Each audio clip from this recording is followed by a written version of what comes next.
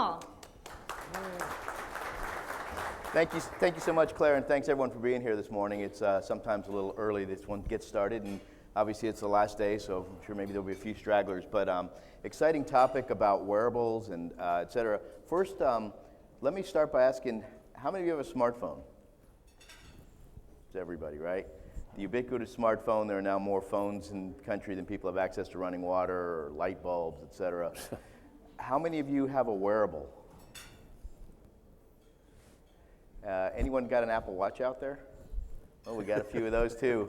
So we're the group that's doing this stuff. So this will be a good panel. What I'm going to do is allow each of the panelists to introduce themselves, a little bit about why they're interested in this area, and then we'll get into some questions, and we'll allow some time for you to ask some questions as well. So first, turn it over to you, Bob. Good morning. I am Dr. Bob Kritzler. I'm a pediatric endocrinologist. I'm the Deputy Chief Medical Officer for Johns Hopkins Healthcare, which is the population health arm, payer arm of Hopkins Medicine in pretty much every insurance space except for the exchange. About 400, little under 400,000 members in the Mid-Atlantic. I'm interested in this space mostly because it's interesting. I'm not sure its time is here quite yet, exactly. We'll talk more about that later. And I am not a techie, so I'm not an expert. So I'm the non-expert on the panel here. Excellent. Andrew? Hi, good morning. Andrew Hamilton, the CIO at the Alliance of Chicago. We are a network of healthcare providers in the city, serve mostly FQHC populations, Medicaid, Medicare.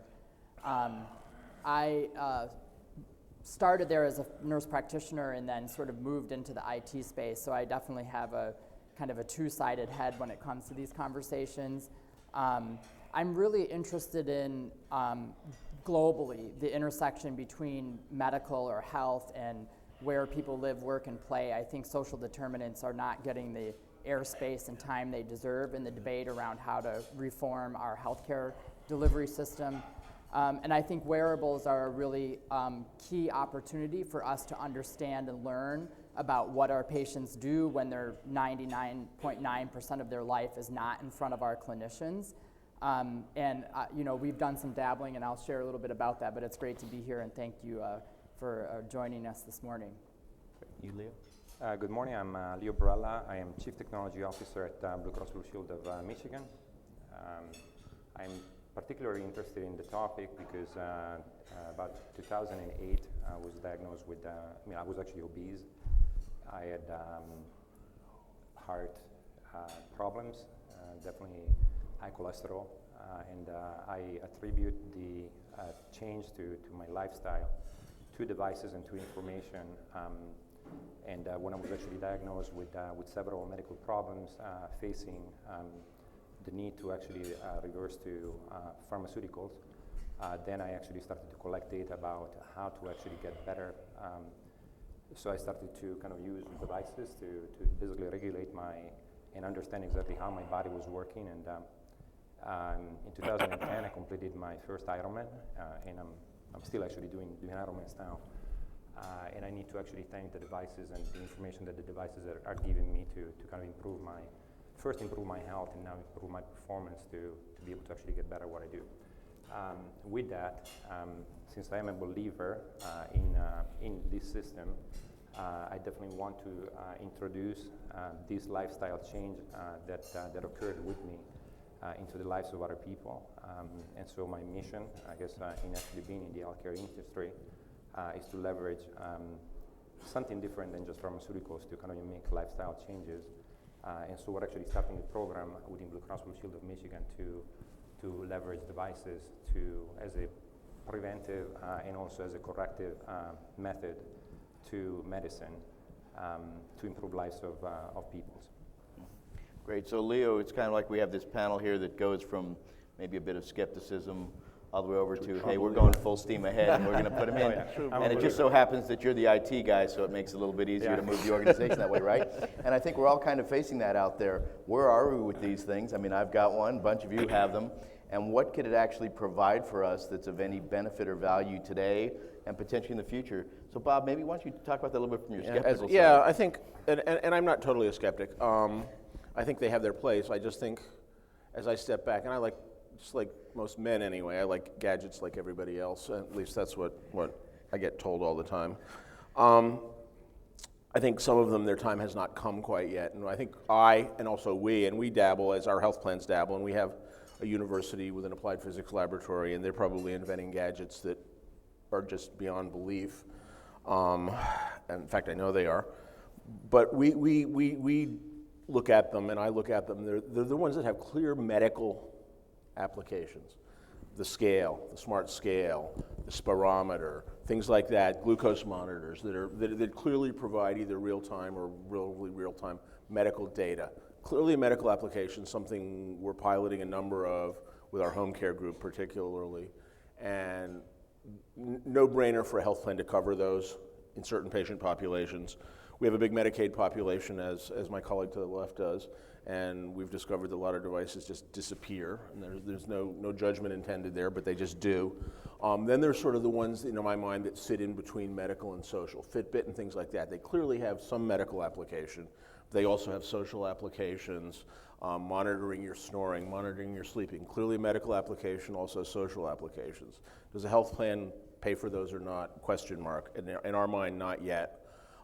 Maybe an employer with Fitbit, we heard IBM yesterday is giving them to all of their people, and they're going to give Apple Watches to everybody, all their employees. Very cool. I'm not sure what they're going to get out of that. I look forward to hearing it.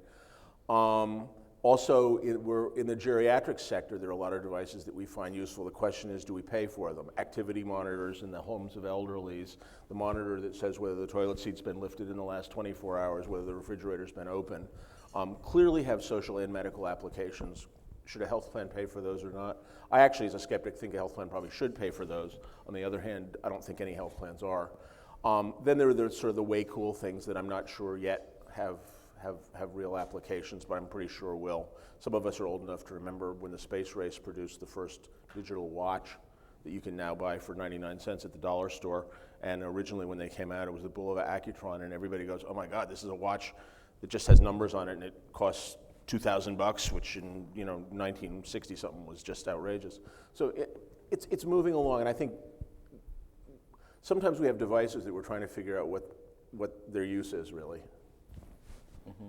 You mentioned something. I know we've had a fair number of individuals here who are in Medicaid, number of plans, and there's always the question, well, lower socioeconomic groups. And I know you've done some studies on that area. What have you found in that, and what are you looking to do at the next step? Yeah, so part of our initial strategy, in terms of identifying and working in social determinants, when we thought about wearables, the first question is, do people have them? Mm-hmm. And so we did some broad-scale surveys of our patient population.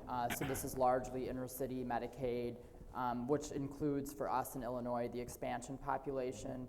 And remarkably, we saw pretty consistent with national data on wearables. The age distribution, the younger, the more likely to have.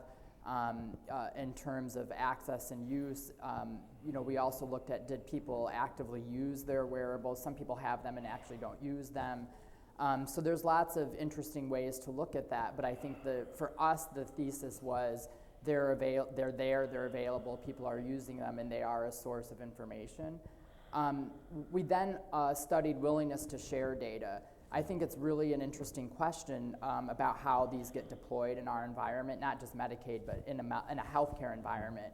And we did begin to survey patients about their willingness to provide that data, to whom, and what we thought motivators were for providing the data. So one clear thing, like we hear with other consumer devices and patient information, is if your provider incentivizes your patient to share it, they'll share it. So providers are a very key stakeholder in getting patients convinced and feeling comfortable with making that data available to the healthcare team. And then the last I would say is I think we then surveyed clinicians about their interest, and it was remarkable to me how many, pretty much clinicians saying, we're not ready for that. I've got enough data already. I wouldn't know what to do with it. I can't imagine how I would incorporate that into my care plan. So I think some interesting things to think about on the provider and healthcare team user side around data. So, and I've heard that quite a bit. The physicians are saying, hold it off, make it useful for me. Is it useful? Is it valid? You're running pretty fast to try to bring this stuff in. How do you work through that? So again, the program that we're actually starting is a pilot program, and what we're trying to do is, with the understanding of the type of diagnosis that people actually have, we're actually trying to study what devices we actually can pay for and actually send to basically our members to actually apply more measurements to whatever type of diagnosis they have. There's also one area that we're actually also studying is respiratory disease. In most cases, people living in conditions and environments in which the disease is actually progressing, and independently of the type of medication that you actually apply, the disease will continue to appear. And so the measurement of air quality in somebody's bedroom and or in the environments in which they're living in can definitely substantiate that independently of how much prescription we actually give to the individual, the problem will persist.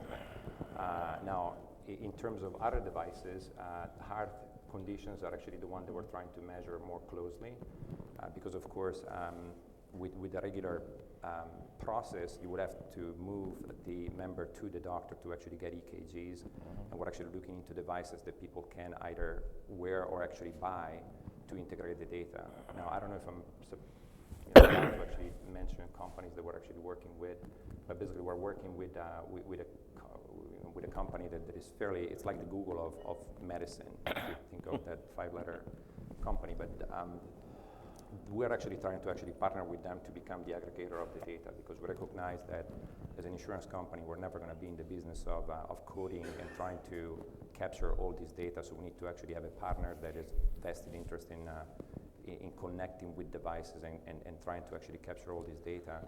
So with that, we're trying to kind of really expand the type of devices that they should actually look into and partner with them to become our data collection engine. And then we apply actually the analytics to the data to be able to monitor a condition a lot more closely than if we actually were to go through the traditional method. So I'll throw this kind of out to the group. You get yourself connected, but is the data valid? You know, I know I've tested a bunch of these devices, I probably have 8 of them, and they vary. On a given day, I could wear 3 of them, and they'll all come up with different steps.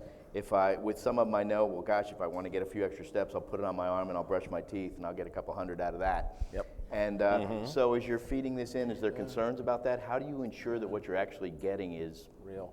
Yeah, I mean, I think that's one of my concerns is are many of these devices ready for prime time yet? Because if we're going to act on the data, we need to have at least some confidence that the data is real. And I'll give you a quick example that has nothing to do with a wearable, but I thought it was just amusing this summer. I have a daughter who is and her husband are crazy bike riders. They do centuries, they do double centuries, they do weird things.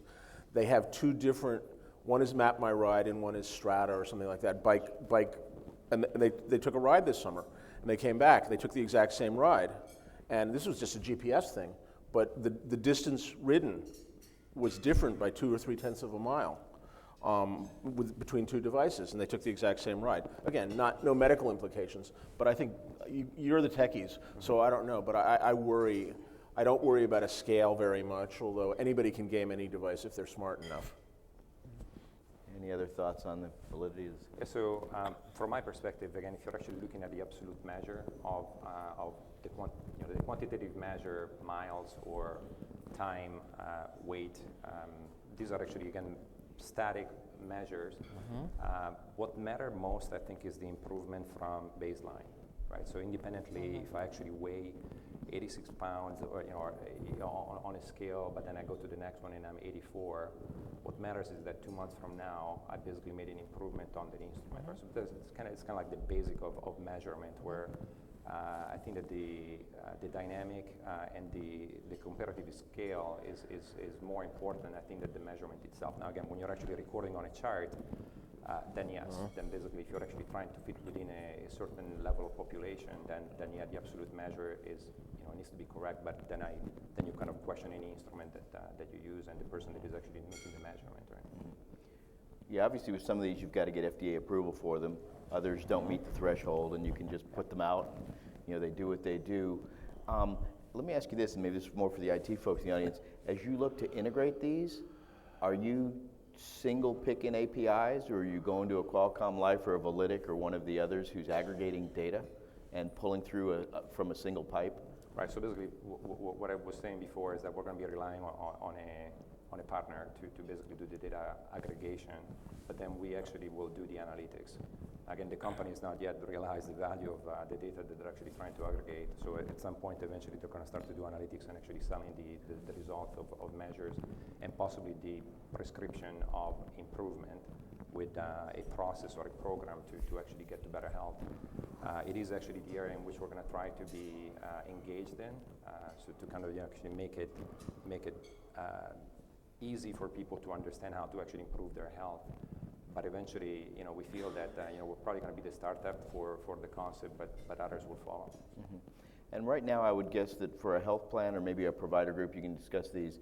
The data's feeding to whom, and what do they do with it? Yeah, I mean, I think it's interesting. Just a quick comment, and based on an earlier question you asked, Fred. I think providers aren't really ready for these devices yet. There are some of them where the data can feed into an EMR, depending upon the link. And I'll go to my own clinical specialist. We're talking about wearables and connected devices, and I'm mostly thinking about connected devices, quite frankly, at this point in time. Glucose monitors and things. There are endocrinologists who can get rich data out of glucose monitors, either real time or download every couple, 3 or 4 weeks.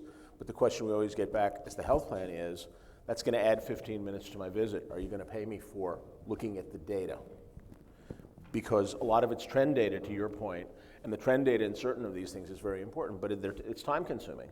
And I think some of that is very good data, but you get are you going to pay me for this?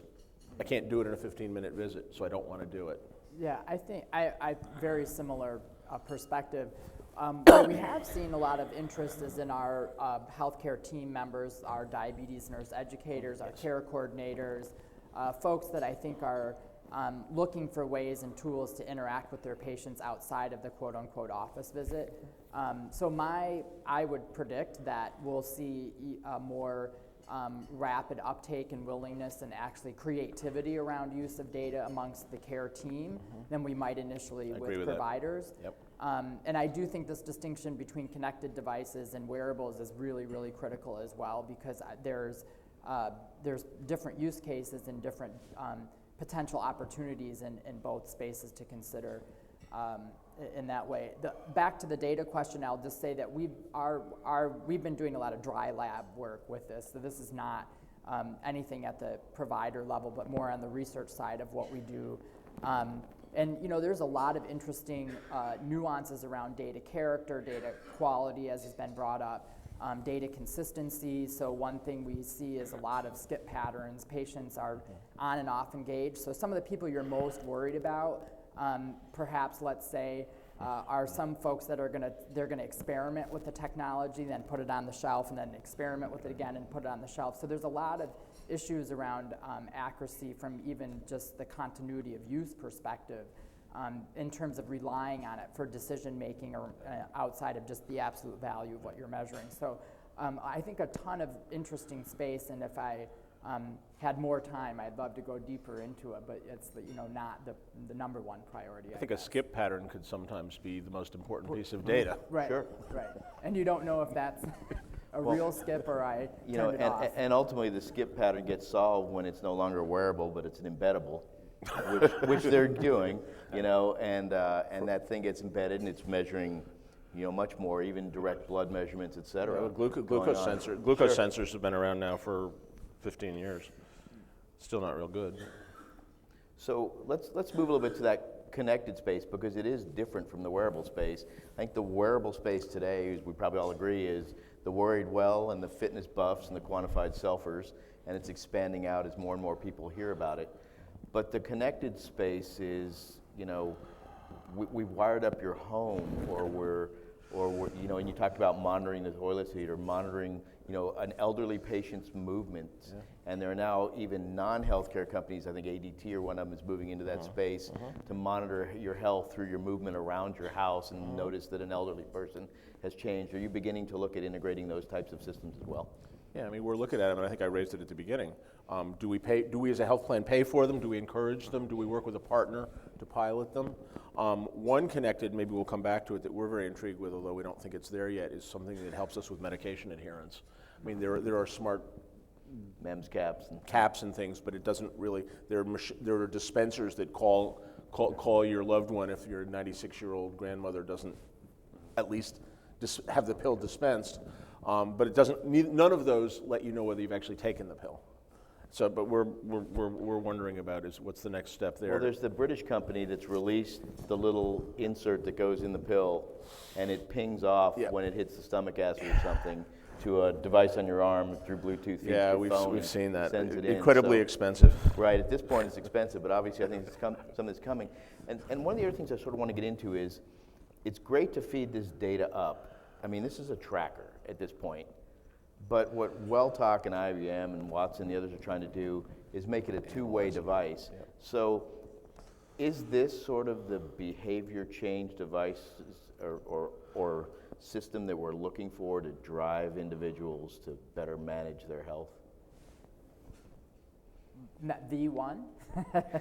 I think there's application for it, absolutely. And I think tie back to what I said earlier. I mean, folks in our healthcare environment that are working with patients on a more one-to-one basis around lifestyle changes. We do things like take our diabetics shopping, those kinds of things. And I do think there's a way that we could intersect and use wearable and connected devices to help patients, give them direct feedback, give them control. I'm sure later we'll talk about the privacy and security concerns because that's a really big problem with the data being shared directly to the provider or the payer. Or the employer. Or the employer, which is a whole other area. So, but I think helping consumers leverage and use these technologies to achieve whatever your health goal is actually a huge opportunity. So at the very least, in our environment, we think educating and supporting our care teams to understand these devices and help them talk with patients around them, encourage their use, actually could be an incredible motivator. I think it's a matter of giving people choices. And so to me, this is actually one very valid choice that they need to be educated on. And I don't think that the system is actually doing enough education as to what the benefits are to be able to track progress in your fitness or activity. And I think it goes back to education and, of course, the industry in general. Now, I think that from the consumerism perspective, and again, it is actually a slice of population, so it's not everyone. People will eventually demand some sort of an alternative to drugs. Because as information about drugs and drug effectiveness is going to start to kind of be known, then eventually people will actually look for different choices, and I think again, given the alternative, I would probably, me personally, of course, I will pick the route of better measurement and understanding of how to actually change my lifestyle and nutrition to get to better health. So I don't know if any of you, and I hadn't mentioned this before, but Joseph Coughlin up at MIT at the Aging Lab, you may have heard this, they developed a system to help elderly people take their meds. And essentially it was like a MEMS cap bottle that popped off and it would send a signal off to their servers, but they added a behavioral component to it. They created a teddy bear that you gave to your grandchild. And if you didn't take your meds, the teddy bear died. What? Ooh. Oh, no. Ooh. No, so think about that from a behavioral perspective. Does the individual want to get the call from their grandchild saying, "You killed my what teddy happened to my bear?" And so, you can think, oh my gosh, that's crazy. But it sort of takes it out there into that next realm of how can you build larger systems around behavior change? And then obviously it gets turned back on, the bear comes back to life, and those things. But how can you begin to identify what are the motivators or the things that you would use? Because I think you'd probably all agree, and we should discuss this a little bit, there are tons of devices out there, and it's kind of like bring your own device. Yeah. But at the end of the day, it's got to be what is going to change my behavior, which is really more about the software on the backside of this thing and what it's doing with that data than it is about the device itself. Could maybe you talk about what you're thinking about for that next step with these things? So my thought is, I can actually talk about my personal experience and in general. Social networks actually was a huge motivator for me. I mean, I remember when I actually started to walk, right, and do 2 miles walks, and my friends understood that, and I reached out. So basically, it was an outreach to say, this is my diagnosis. I'm choosing this path. Help me out. And so I kind of really had this huge social network of friends that basically were helping me walk. And then eventually progressed into running, and so the social network actually really helped the path to better health. And I believe that again, with quite frankly, we're all humans, and kind of having that built up around you for incentivizing improvement in your health. It is definitely a fundamental component. Now, the device actually became my own personal satisfaction of knowing that I could actually run from a 12-minute mile to a marathon at a sub 6-minute mile, right? So it's an improvement that basically, I couldn't run this fast when I was 20. And so there is a personal gratification, both from the device, from your network, and then to yourself, kind of just so it is a journey of kind of really discovering how you can actually produce health just by regulating your body through natural. So you're a quantified self or motivated person. Maybe you with a broader social network. How do you take these to the 90% or 99% maybe who aren't at your level? So any ideas around that? I mean, I'll just go back to some earlier work we did with smoking status and smoking cessation. There's a whole department of folks at Northwestern University that I work with in the Behavioral Health Information Technology Division of the Medical Social Sciences group. So there, we studied sort of how do you get people to build social support around a change that they're trying to make. And in these days of that study was very much based on how text messaging could be a motivator. So, reminders, looking at how frequent those reminders should come to patients. There's a fine line about oversaturating and annoying them where they'll turn them off, just like we learn with providers and clinical decision support. So today we think of it like we do the 5 rights of clinical decision support, if anyone's sort of followed and kind of involved in the clinical decision support realm. You really have to look at, is it the right information, the right time, and the right place for the right reason with the most actionable information. And I do think that applies to this space. And I believe very much that using social media and other types of connected or social communities to help motivate patients has already been shown in the literature to be effective. So we know that that's true in social networking sites. So I could believe very much that we could sort of link that to how these technologies and wearables can incentivize behavior change. But it gets back to the most important thing that I think we always know is it has to be sort of customized and dealt with and built for that patient, for that individual, based on where they are, what their readiness for change is, et cetera. So I think it is